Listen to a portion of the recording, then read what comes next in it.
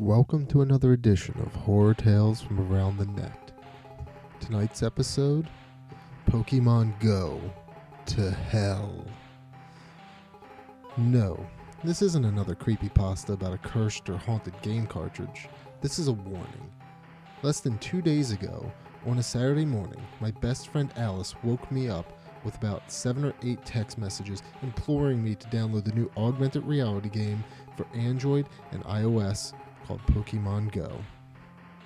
I wasn't really interested, as I always get addicted to these dumb free-to-play games and end up spending a week's pay on microtransactions in 20 minutes. Plus, I know very little about Pokemon. My expertise stretches being able to recite the Team Rocket mantra, gleaned from watching the cartoon a few times in the late 90s. But that's about it. I always thought it was just a bunch of random creatures jumping around and shooting lightning bolts out of their asses, while this kid with a baseball cap gets overstimulated. The whole thing reminded me of a pretty intense sugar rush, and I never once played any of the games since I never owned a Nintendo console. But I went on Facebook and was startled to see a bunch of images which Alice had shared of her playing the game, which is unusual as she isn't normally the sort of person to go on crazy social media and overbomb us with constant updates. I commented on one of her images, and immediately she started messaging me again, over and over with strict instructions to download the game from a link someone had sent her. So just to shut her up as much as anything else, I followed her step-by-step instructions, which involved downloading the game to a PC from this link, which is now dead, so don't bother trying to find it, and then using a USB cable to transfer the game to my phone. I asked her why I couldn't just use the App Store or Google Play, but she told me that the game hadn't been officially released in the UK yet. And anyway, the game was so popular that servers were constantly crashing. She also told me that the version of the game I had just obtained was a rare beta version, which contained a few weird bugs, but it was worth it to be two of the first people in the country to play it. There were a lot of comments on Facebook images from people saying things like, "Oh my god, how the hell did you get this game in the UK?" So it did feel sort of cool being one of the first to get to play it. There are certain Pokemon in the UK version that can only be caught in certain parts of the country, which gave me a buzz too, as I was getting a head start in building up my collection of make-believe critters. I've always been a sucker for collecting things. I get pretty obsessive about it. So pretty soon I was engrossed in the game and walking the streets with a kind of feverish anticipation, praying that my phone would buzz to let me know another Pokemon was nearby. I'm assuming anyone reading this that you will know the basics of Pokemon, and probably already own this game as well, so I'll spare you the details of how it works. What was weird though was that I was unable to register using my own name, and that feature where you can design your own avatar was broken, leaving me with no choice but to use a pre-programmed one which resembled character of Alice in Wonderland. This seemed an odd coincidence considering my best friend's name. In the middle of the road near my house, I soon found and captured the first wild beastie, which is a rather cool concept if you think about it. It was a Meowth, and I began to train it up, not 100% sure of what I was doing, but it seemed pretty idiot-proof.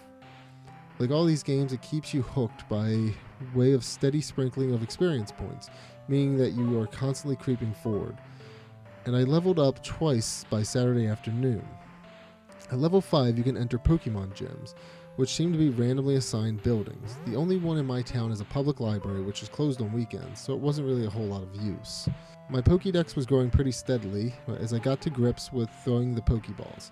I soon noticed that nearly every Pokemon was located in a strangely dangerous location, like the middle of a busy street or on the top level of a multi-story car park very close to the edge. I guess that is a wrinkle that the game design still had to iron out and didn't think much of it. I kept checking Alice's progress on her Facebook wall as she was posting updates literally every 5 minutes. I cursed her good fortune as she had already caught 8 Pokemon to my 4, and I felt a strange sense of jealous anger, almost a rage, just because she was stumbling across things quicker than I was. She had found a Bulbasaur and a suspended girder in a busy building site, and a Butterfree halfway up some scaffolding around an old derelict building that was due to be demolished. At first we would message each other with updates on our progress, but this soon stopped as we both became too engrossed. I began to navigate purely via the screen on my phone, not really paying attention to the real world around. I began to go half mad from anxiety as I waited for my phone to buzz with news of a new Pokemon nearby. I was sweating and muttering to myself, causing some passerbys to ask if I was okay, but I ignored them. My feet began to ache from all the walking as the day turned into night, but it didn't matter. Nothing else mattered but catching them all. I was supposed to be working on Sunday, but I phoned in sick. I'm not normally a very good liar, but I was so desperate to have the day free to play my new game, my performance was flawless. I think the story I gave was about both my parents being in some sort of car accident, just off the top of my head. My manager said something to me about being concerned about Alice, who was her friend as well as mine, and I think she asked me if I had heard from her that day, but I didn't care about that, and I just wanted to end the conversation. As soon as I hung up, my phone buzzed again with another Pokemon in the middle of a traffic roundabout, and I was off again on my own little fantasy world. I started to receive messages from various people, in increasing volume. The night before, my housemate, Tommy, had tried to call me twice, but I ignored them all. I didn't need any distraction, but eventually, out of the sheer annoyance with the constant influx, I opened my inbox. The most recent 3 messages were from Tommy and were all pretty similar. It seemed that Alice had wandered into the middle of a busy motorway, causing a car to swerve and crash into the fence around the central reservation, and another car had then impacted the rear of that one. My phone rang again, and I answered automatically, not really interested in whoever it was. Tommy sounded like he was about to have a breakdown. He was calling from the hospital where Alice had been taken, though they wouldn't let him see her. He and a few other people had gone looking for me and Alice, since neither of us had returned to our homes the night before. He had tracked Alice down using her most recent Facebook photos. It seemed she had been uploading them less frequently, and the text included had become rambling and incoherent. Tommy told me she had begun to sound like Ash from the Pokemon cartoon, sort of speaking in this chirpy catchphrases. He had spotted Alice stumbling down the side of a motorway, seemingly in a daze, but before he could reach her, she had darted suddenly into the path of 3 lanes of traffic. It was a miracle that she hadn't been pulverized herself. He told me that since both the smashed vehicles had been doing about 70 miles an hour, it was a pretty bad mess, and at least 2 people were confirmed to be dead, with another 3 in critical condition in a local hospital. One woman in the front seat had been thrown straight through her windshield and bounced and rolled for about 30 feet along the asphalt, her face and limbs so mangled and bloodied and bruised that Alice confused her for the Pokemon Charmander. She spoke in a childlike voice to the lifeless woman. Over and over she was saying, "What are you laying down for, Charmander? Why won't you stand up? Why can't I capture you? Why can't I capture you?" When the police and ambulance crew arrived a few minutes later, they put Alice, who had apparently broken her arm at some point over the weekend that it dangled floppily by her side, on a stretcher, and when they wheeled her past a screaming baby being carried from one of the cars miraculously unharmed, she thought that this was some kid Squirtle, and said, "Oh, look! I found a Squirtle! I found a Squirtle! What are you doing so far away from the water?" Then she made the sound of a flying Pokeball, over and over again, as they lifted her into the back of the ambulance.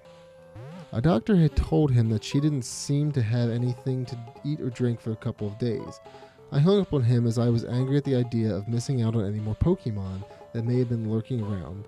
It dawned on me that I, too, hadn't eaten anything since, well, I started playing the game. But that didn't matter. I collected another Pokemon, Machamp, on a golf course, and received a few angry shouts from a couple of elderly golfers, as they must have walked right into the middle of the fairway. But their insults barely registered. Something had suddenly appeared in the game, something new. A beacon had been activated from an open Pokemon gym that happened to be nearby, and there was a message from the player who owned the gym saying that I was ready to face him and hoping I would rise the challenge. Okay. I recognized the location of the beacon. It was the big old shed behind the golf course, which was used to store lawnmowers and gardening equipment.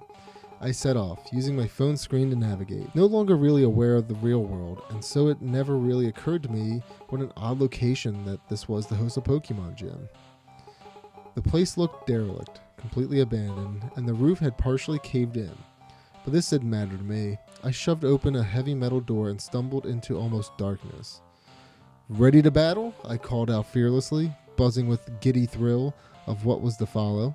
But the response, which came from behind me, near the door I had just walked through, was not what I was expecting. "Hey, who the hell are you?"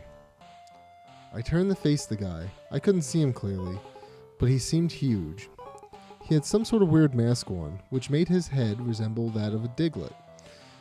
I found this funny and let out a childish laugh. Ready to battle? I said again. The lack of food in my system was starting to take its toll, and I realized I was swaying slightly on my feet. Ready to battle? The guy simply grunted. You're not Alice. Where's Alice? Something long and heavy looking slipped out of his sleeve, and he muttered, I told her not to share that link with anyone. I go to all this trouble. Surprisingly nimbly, he suddenly advanced on me, holding the blunt object back as if he was going to swing. The last thing I clearly heard him say was, pretty addictive game, huh? I woke up in total darkness. I don't know how long I was out for, as I hadn't exactly been paying attention to the time that weekend, but by then night had fallen. I couldn't find my phone. The guy must have taken it. I began to cry hysterically and couldn't stop for what seemed like hours. I wasn't upset about Alice, or about how close I might have just come to being beaten to death by some creep. I wasn't upset about the blood in my eyes and in my matted hair, or the growing sensation of pain all down one side from where I must have hit the floor hard. I cried because I hadn't ever logged into the game. I cried because all of my progress had been lost. I cried because all of this had been for nothing. Story of my life. Punctuation is your friend, people. And that was another horror tale from around the net. Join us next time for hopefully a more coherent tale.